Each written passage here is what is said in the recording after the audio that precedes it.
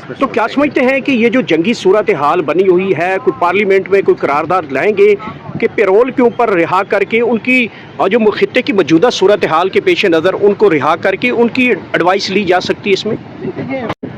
जी sir, बताइएगा कि ये जो हालिया कशीदगी इस वक्त खित्ते में चल रही है, इसके ऊपर हुकूमत ने कोई वाज़ेह मौक़िफ़ नहीं किया, ना ही जो एक बदमाश मुल्क है उसकी कोई मजम्मत कर रहे हैं, कोई खुल के कोई पाकिस्तान की अपनी कोई पॉलिसी जो है वो नहीं सामने आ रही। क्या वजह हो सकती है इस पर? देखिए, हुकूमत पाकिस्तान इस वक्त बड़ी मुश्किल पोजीशन में है। शायद वो जो है ना अमेरिका के इरादों को मुकम्मल तौर से भांप नहीं सके। बहुत जल्दी एक तो कर ली पीस बोर्ड में शमूलियत की, साथ ही साथ देखें अमेरिका ईरान ताल्लुकात को आज से तो नहीं ख़राब, काफ़ी अरसे से ख़राब थे, तो ये चीज़ को फैक्टर इन ही नहीं कर सके कि इतना जल्दी अमेरिका फ़िज़िकली ख़ुद हमला भी कर देगा। और अब हमला करने के बाद जो सूरत हाल बनी है कि पूरे खित्ते का अमन इस वक्त ख़तरे में चला गया, और ये इस तरह का हमला है कि अब दोबारा टेबल टॉक का रास्ता ईरान और अमेरिका के दरमियान खुल नहीं सकता, और इसके मुश्किलात जुबानी हैं जो इमरान खान अपने दौर में बात करते थे वो सारे अब हमें नज़र आएंगे। अच्छा, एक तरफ एक लीडर कहता है एब्सोल्युटली नॉट, दूसरा लीडर कहता है bagger can not be chooser. तो आप क्या समझते हैं कि ये दोनों जो जुमले हैं ये दोनों लीडरान के हैं, तो अवाम किस जुमले के साथ नज़र आ रही है इस वक्त? देखिए, अवाम को देना इस वक्त देखें आलम इस्लाम को ख़तरा बन गया है। देखें, ये हमला कोई खाली एक मुल्क की सॉवरेनिटी पे या मुल्क की खुद मुख्तारी पे हमला नहीं है, ये पूरी मुस्लिम उम्मा पे हमला है। और मुस्लिम उम्मा पे हमला किस वजह से हुआ है? इनके रिसोर्सेज के पीछे, कि ईरान क्या है, तेल के ज़खायर पे बैठा हुआ है, तो इसी तरह पाकिस्तान भी मुख्तलिफ ज़खायर पे बैठा हुआ है। तो क्या पाकिस्तान क्या ख़तरे की उससे बाहर निकल जाएगा?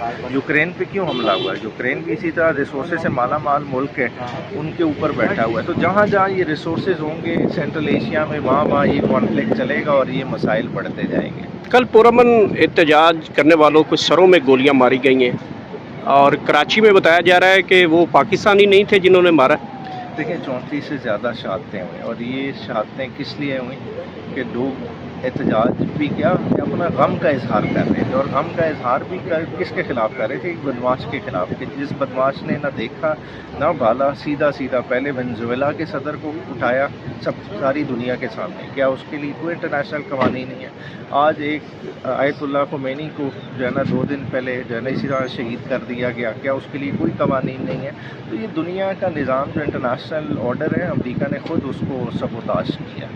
अच्छा, ये बताइएगा कि ये जब से जंग का मुद्दा ये चला है, हालिया सूरत हाल पेश की, तो क्या इस हवाले से कोई आप, क्योंकि एक जंगी बुनियादों के ऊपर भी काफ़ी ज़्यादा मसाइल होते हैं, कैदियों के हकूक़ होते हैं, तो क्या ऐसी कोई एक तो सेहत के जो मसाइल हैं खान साहब के, उसको पेश नज़र और फिर जंगी सूरत हाल के पेश नज़र कोई अदालती रिलीफ के हवाले से कोई दरख्वास्त दायर की जा सकती है इस हवाले से भी? ऑलरेडी सेहत के हवाले से तो खान साहब की दायर शुदा है, ठीक है, और वो अभी आगे टेकअप भी होनी है, तो वो ही कर ली जाए तो वो ही मोर देन सफिशेंट है। देखिए, मेडिकल ग्राउंड जब एक दफ़ा थ्रू हो जाए किसी भी कैदी की फेवर में, तो अदालतें इंसाफ देती रहती हैं। और इमरान खान के सियासी नौयत का केस है, ये कौन सी कोई लंबी चौड़ी कोई सज़ा हुई है? अलकादिर की, तोशा खाना की लिमिटेड एक ड्यूरेशन की सज़ाएँ हैं।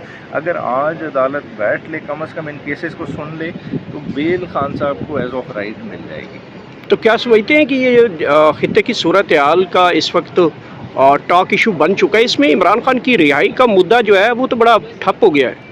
नहीं, ठप नहीं हुआ। मैं समझता हूँ कि इस वक्त सबसे इम्पोर्टेंट इशू पाकिस्तान के लिहाज से वही है, क्योंकि पाकिस्तान को इस वक्त देखना है कि अपनी इंटरनल सिक्योरिटी पे किस तरह से अमल पैरा होना है। देखें, आज से पहले ये ढिंडोरा हम पीटते रहे कि जी खैबर पख्तूनख्वा और बलूचिस्तान का इशू है, मगर जब दहशतगर्दी के 2 बड़े हमले हुए इस्लामाबाद में, तो दहशतगर्दी तो हर जगह पहुंच चुकी है। फिर साथ साथ अगर इस दहशतगर्दी के माहौल में आपके बॉर्डर पे जंग भी लड़ गई है, और उस जंग के नतीजे में अगर कल को रेफ्यूजीज़ का इन्फ्लक्स होता है ईरान वाली साइड पे, वो एक मसला है। साथ ही साथ आपका पॉलिटिकल डिवाइड है जो कि आपकी इकोनॉमिक सिक्योरिटी को और एक ख़तरनाक हद तक जो है ना दबाव में ला रहा है। तो ये बहुत सारे मामलात हैं जिनके हल के लिए इमरान खान को कम अज़ कम टेबल पे लाना ज़रूरी है, उसकी राय को अहमियत देना ज़रूरी है। और तो मैं समझता हूँ कि ये एक आइडियल वक्त है जिस वक्त हुकूमत वक्त सिस्टम को चलाने वाले सारे इस चीज़ पर। तो क्या समझते हैं कि ये जो जंगी सूरत हाल बनी हुई है, कोई पार्लियामेंट में कोई करारदाद लाएंगे